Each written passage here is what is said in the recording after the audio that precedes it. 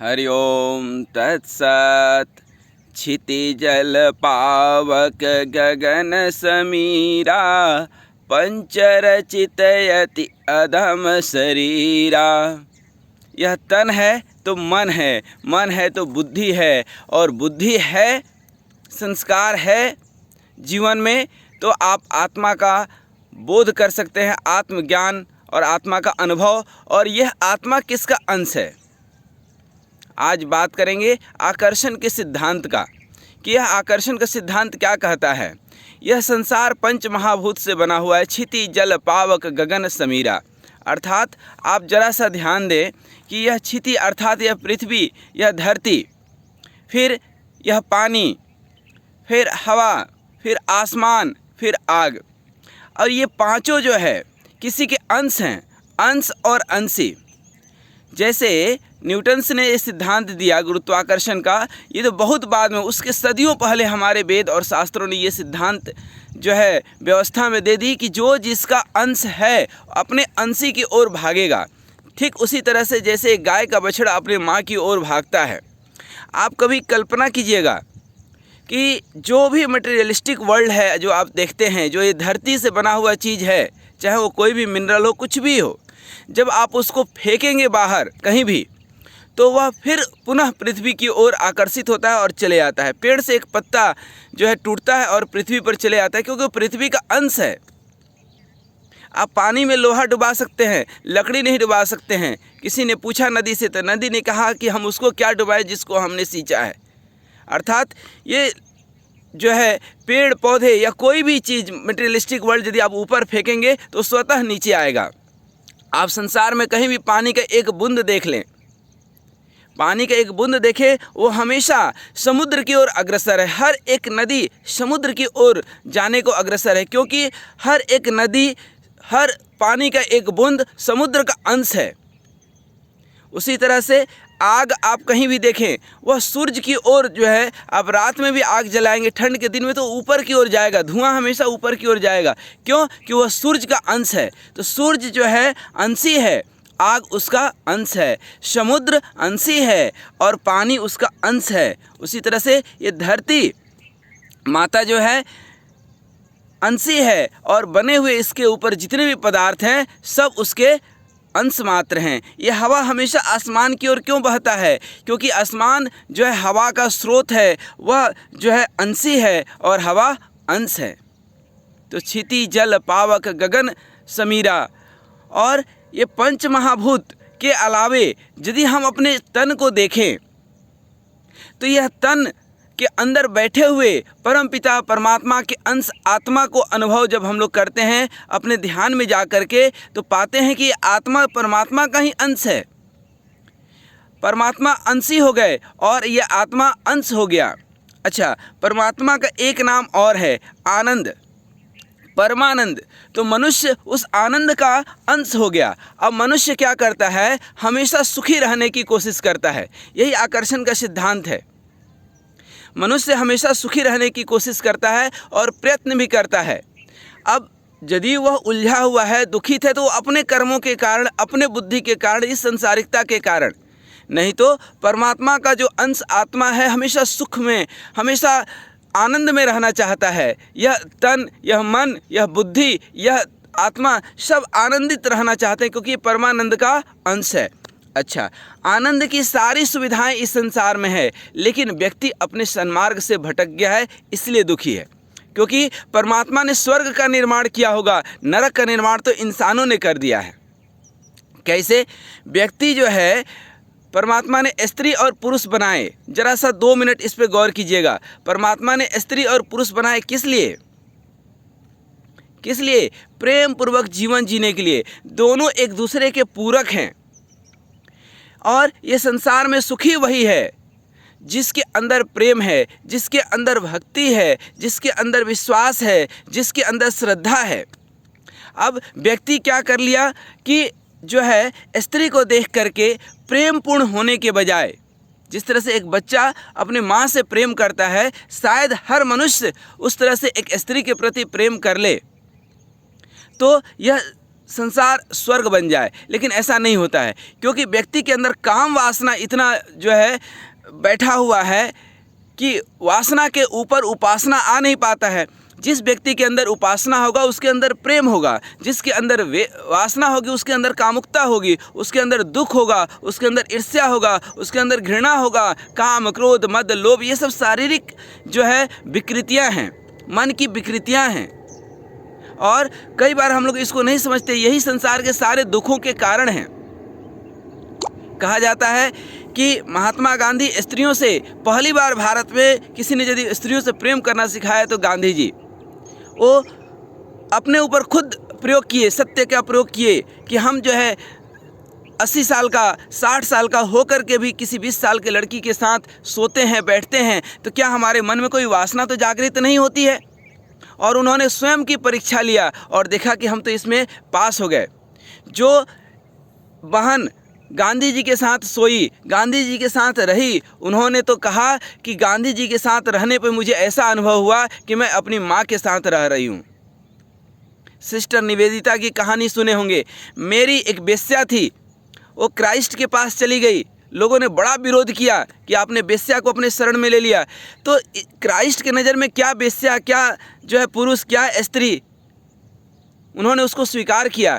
जो हमारे तथाकथित धर्म के ठेकेदार और महापुरुष और कुछ जो इस तरह के लोग हैं जो स्त्रियों के नरक के द्वार है, एक्चुअली स्त्री नरक की द्वार नहीं है, उसका मानसिकता नरक का द्वार है।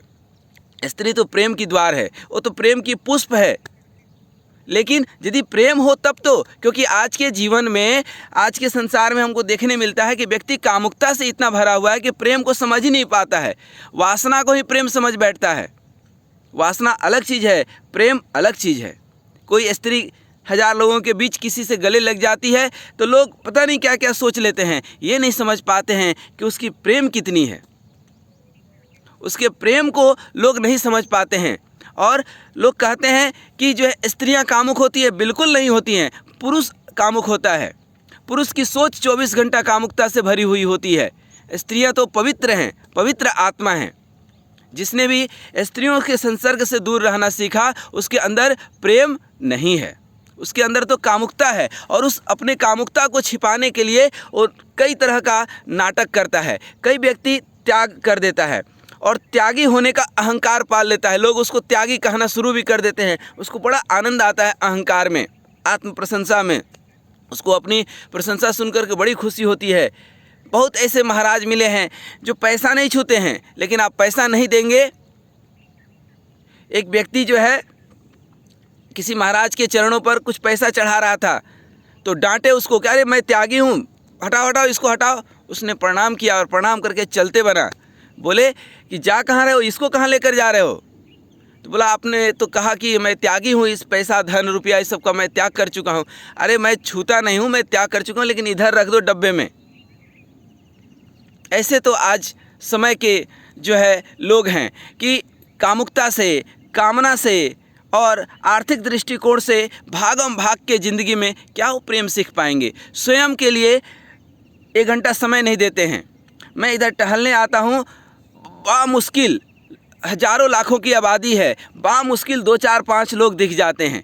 तो व्यक्ति को अपने से तो प्रेम नहीं है कि थोड़ा सुबह उठे, योगा करे, एक्सरसाइज करे, क्योंकि व्यक्ति को हमने पहले ही बताया कि परमानंद का अंश है, वह सच्चिदानंद का अंश है। वो सत्य का अनुभव करना चाहता है, चित्त में रहना चाहता है, आनंद में रहना चाहता है, लेकिन उसका यह स्वाभाविक जो है गुण होने के बावजूद वह सांसारिक वासनाओं में इतना उलझा हुआ है। यह संसार बसने के लिए था, वह तो आकर के फंसने ही लगा।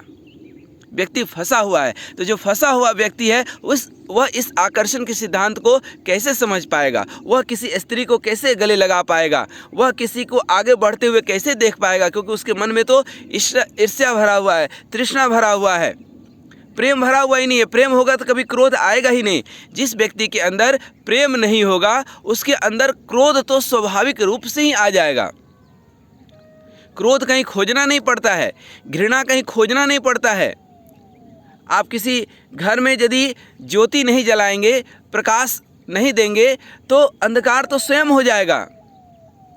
जीवन में हमेशा ध्यान रखिए कि यदि आप स्वस्थ रहने की, स्वस्थ रहने के प्रयास नहीं करेंगे तो अस्वस्थ स्वयं हो जाएंगे।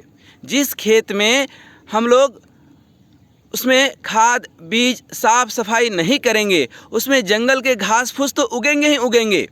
उसी तरह से ये मन और मस्तिष्क भी है, यदि इसके अंदर सद्विचार सकारात्मक सोच नहीं रखेंगे तो नकारात्मक विचार स्वयं आएंगे, उसको लाना नहीं पड़ता है।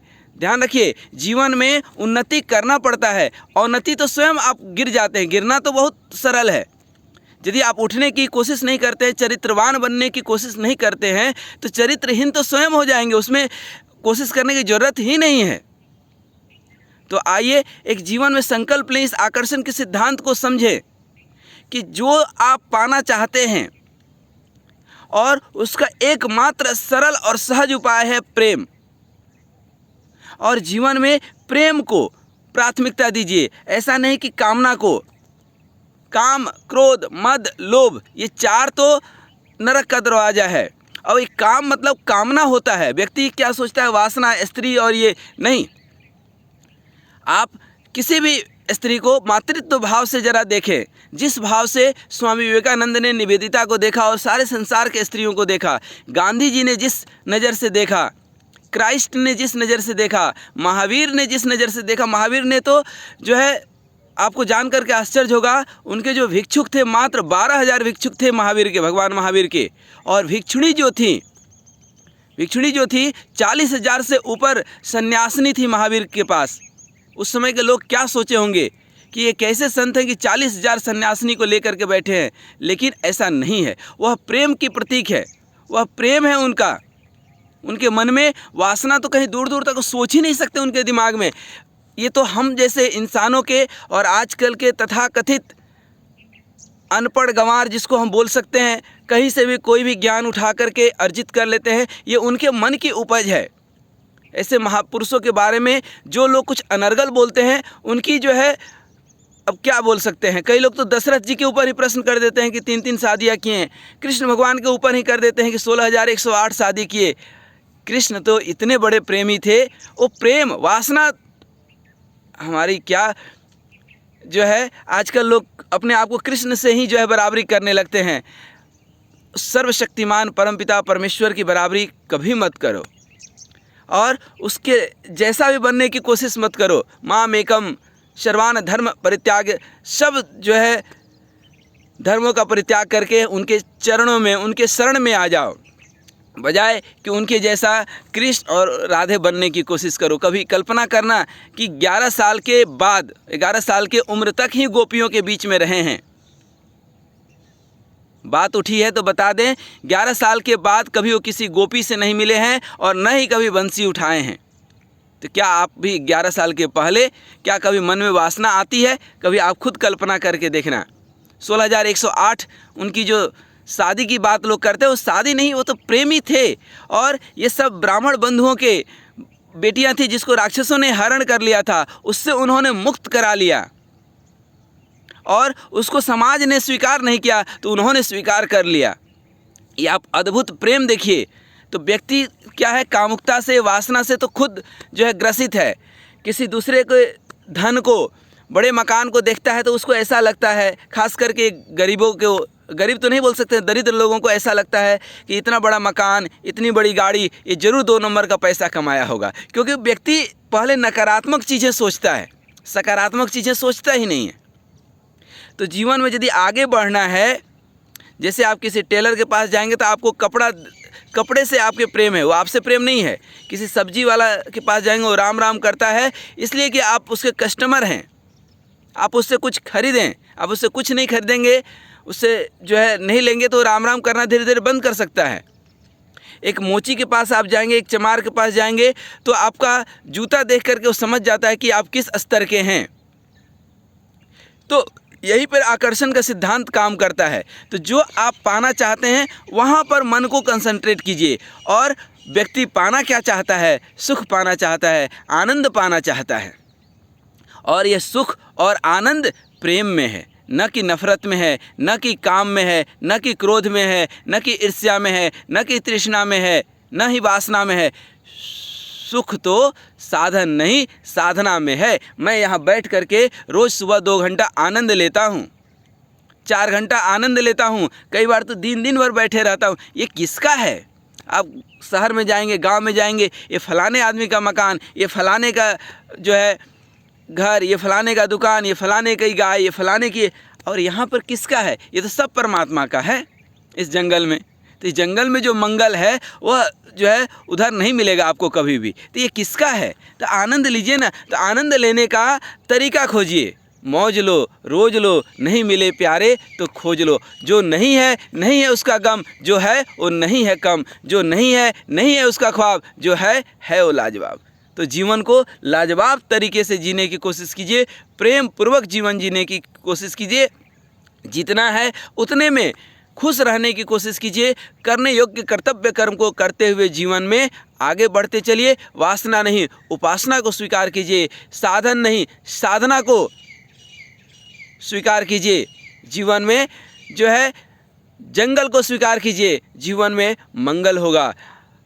स्थितियां अनुकूल हो, प्रतिकूल हो, लेकिन मन स्थिति को हमेशा मजबूत रखिए। इन्हीं शुभकामनाओं के साथ इस आकर्षण के सिद्धांत के अनुसार कि आप प्रेम पूर्वक जीवन जीने की कोशिश करेंगे, और जीवन में जब प्रेम आ जाएगा तो परमात्मा आ जाएगा। संत वही हुआ जिसका रोम रोम प्रेम से अनंत हुआ। तो आइए हम हर स्त्री को अपनी माँ के समान, जिसकी ऊंचाइयों का अंत नहीं उसको आसमान कहते हैं, जो प्रेम की सागर है, जो प्रेम का जहाँ अंत नहीं उसको माँ कहते हैं। इसलिए जीवन में मातृत्व, मातृशक्ति के प्रति प्रेम, वासना नहीं। वासना करेंगे तो फिर जीवन जो है नरक बन जाएगा। फिर आप भी कहने लगेंगे कि स्त्रियां नरक की द्वार होती है, क्योंकि आप जो है काम, क्रोध, मद, लोभ इत्यादि से भर जाएंगे ऑटोमेटिक। तो जीवन में सकारात्मक चीज़ों को आप छोड़ देंगे। तो आइए सकारात्मक जीवन जीते हुए जीवन को सुखी, संपन्न और समृद्ध बनाएं। आपका जीवन मंगलमय हो। इन्हीं शुभकामनाओं के साथ राम राम, हरि ओम तत्सत।